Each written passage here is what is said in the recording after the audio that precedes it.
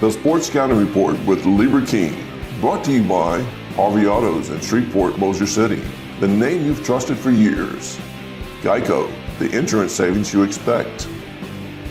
Supreme Chevrolet, expect more from Supreme Automotive Group in Gonzales. Bollinger Shipyards, 75 years of delivering high-quality vessels. Here's your host, Lieber King.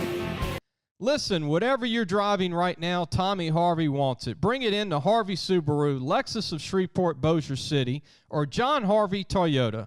They're paying big bucks for all trades right now. They'll cut you a check right there. Tell them Lee sent you.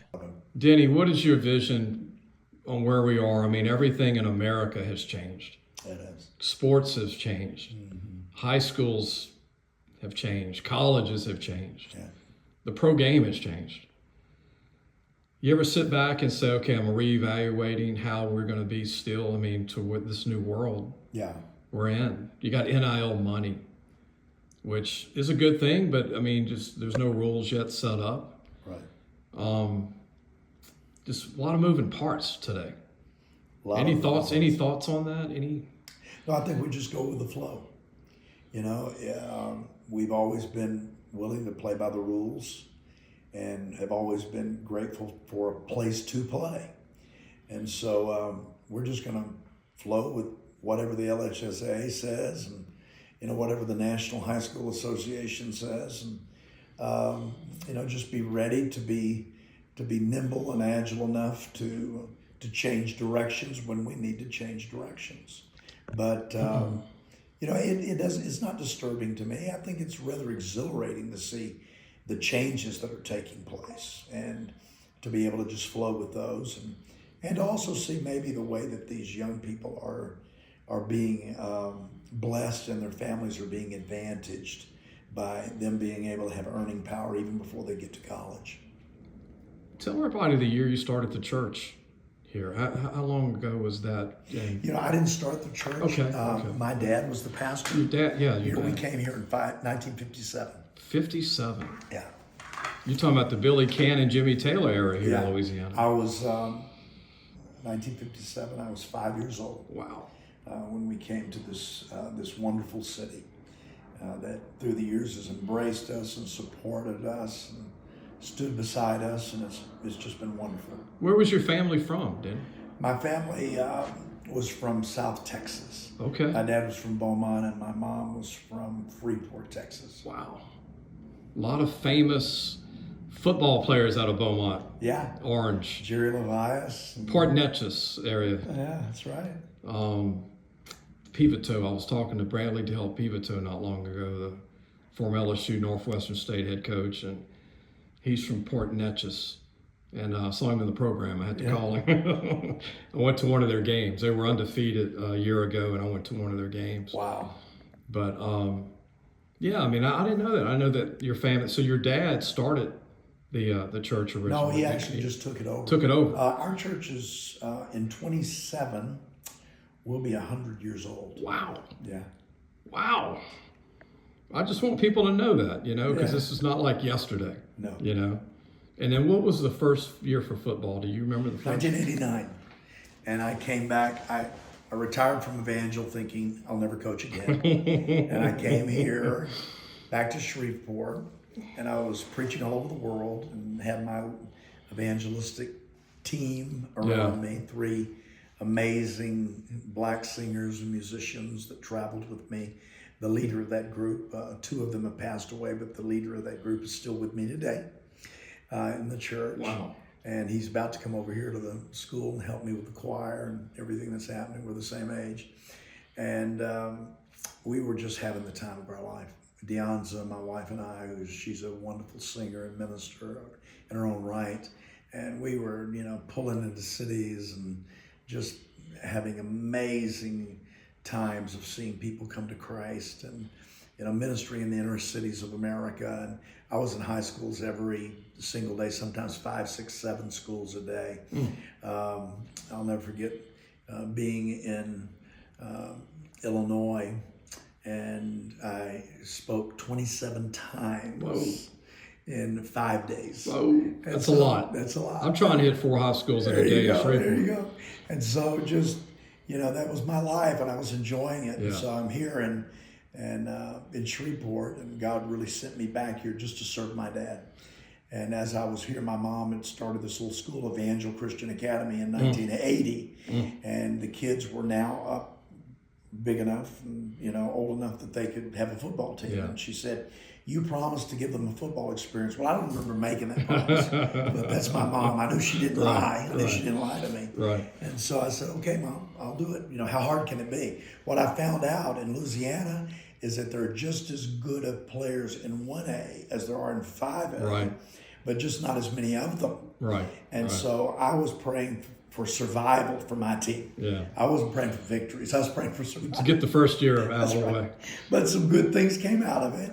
Because we didn't have an offensive line, I reached back into my bag of tricks that I'd gotten from Liberty University. Wow. When we used to play them at Evangel, and that was the 11-yard shotgun.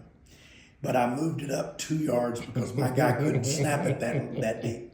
And so we began the 9-yard shotgun because we couldn't block them. And then it became what we were noted for. That's kind of like the Sterlington lineup now. Sterlington High School has that long handoff now. It's a unique offense. Oh, really? Yeah. The running back's 10 yards back.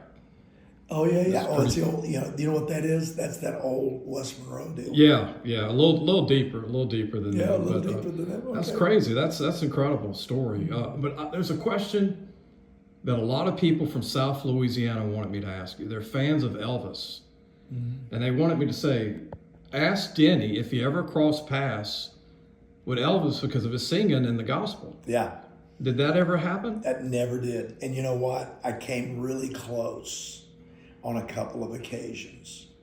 And looking back now, I wish I would have given a better effort to make that happen. Because he was a phenomenal gospel singer. Absolutely. And I could have made it happen on several occasions. The guy who produced I did some singing back in the day. And the guy who produced 3 of my albums, 2 solo albums, and then one with my wife, was Elvis's piano player. Wow. Yeah, Tony he worked for Elvis. So you knew the guy to make it happen. Tony Brown. He later became the president of A&R for one of the huge record companies. Wow. But he was Elvis's piano player. Knew him very, very well, and could have made that happen, of course. And then I also knew the Blackwood Brothers personally, and the Blackwood Brothers actually traveled and sang with Elvis on occasion. Wow. And so I just didn't work hard enough to make it happen. And I saw on KTBS, and I don't live here, I live in Baton Rouge, but one of the surviving singers for Elvis lives in Shreveport, I found out. How about that? In her 80s. Yes, I remember hearing about KTBS interviewed her for Elvis's 90th birthday. Isn't that amazing? And she's the lone surviving member of the 3 ladies that sang with him at the hotel in Vegas. That's amazing. She lives in Shreveport. Wow.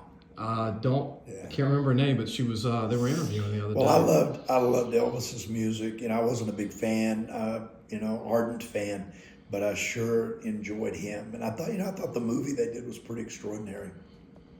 Before we go, speaking of movies, speaking of series, tell everybody about the successful show about Evangel that was aired.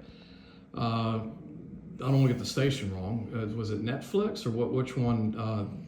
It was Amazon Prime. Amazon Prime. The first series, Amazon Prime. The second series, Fox Nation. Fox Nation. Okay. So the first is six episodes. The second's 8. I didn't plan that. In fact, I didn't have anything to do with the planning of it. I got a call from a young man that I've known since he's 12 years old, and he was a producer in Hollywood. And he said, I'm coming to do your story. I said, I don't know what story that would be. He said, well, one day I'm coming to do that football story. And he said, what is going on right now? I said, well, I'm doing the same thing I've always done. He said, well, how's the football team? I said, we haven't won a game. This was 2024. Okay. And he said, what? I said, we won a game. I said, we're about to have our first losing season since '91. I said, I've got 28 players. Most of them are freshmen. Right. I remember that. And I said, I got 2 8th graders that are starting both ways. And so he said, no way. I said, yeah. He said, what are you going to do about it? I said, I'm coming out of retirement. He said, when? I said, tomorrow. He said, that's the story I want to do. I ran into you at a Dutchtown game when you were coaching. That's right. Yeah. Exactly right. Yeah. And so what ended up happening is he came with his crews a few weeks later, and he started the work on this thing, which was his idea and his name, God Family Football. And so that's the way it happened. And, they've been out here for 3 years, or 4 years rather, with their cameras. And our kids are just, used to it. Yeah. It's as if they're not even there. And, they've fallen in love with all the people that are out here that are the technicians and camera people, and it's been vice versa. They love our kids. And, I'm in touch with Aaron, who is the producer, on a probably almost a weekly basis. And, he's just an amazing young man of God, really, really is. And so that's what we're doing, is just one more chance to be able to get our message out. And of course, people that are in the world, they really don't understand who Evangel is, what we're about. Yeah. We are not a Christian school. Don't mess that up.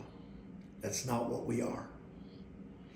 Anybody that just signs up to obey our rules can come to school here.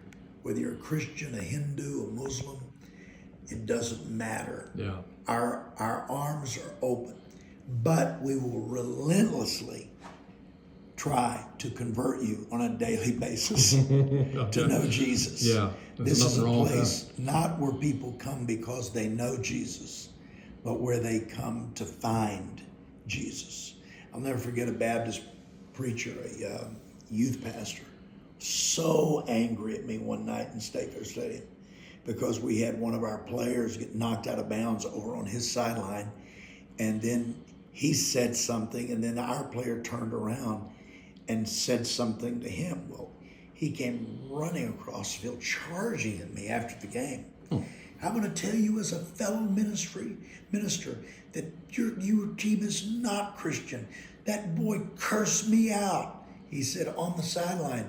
And I just stood there and looked in his eyes. I said, you and I have had coffee together. I said, I told you what the deal is. I said, you're lucky he didn't do more than that. I said, the fact is, these kids are not all Christians. And I told you we never claim that they are. Evangel exists to see young men and women become Christians. And I said, there are many on this team that have, and many who have not. And we hope that one day all of them will be Christians. I said, but a person is not a Christian because they go to a church or because they go to a Christian school, a school that has Christ in the name. You're a Christian because you decide that you're going to be a servant of the Lord Jesus Christ.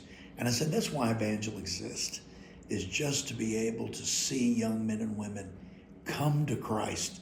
I said, we get the same problems everybody else has in the world. Denny, I'm glad you explained it that way, because I don't think you can be more clear than comparing, with God and everything involved, people getting saved. Yeah. And just trying to help them get there. That's it, man. And look, I have a lot of respect for you being blunt, because, hey, that's a good blunt. Having God and being saved, there's nothing wrong with that. But I really appreciate you taking the time, because most of the time I'm in town, you're preaching somewhere. You're not here.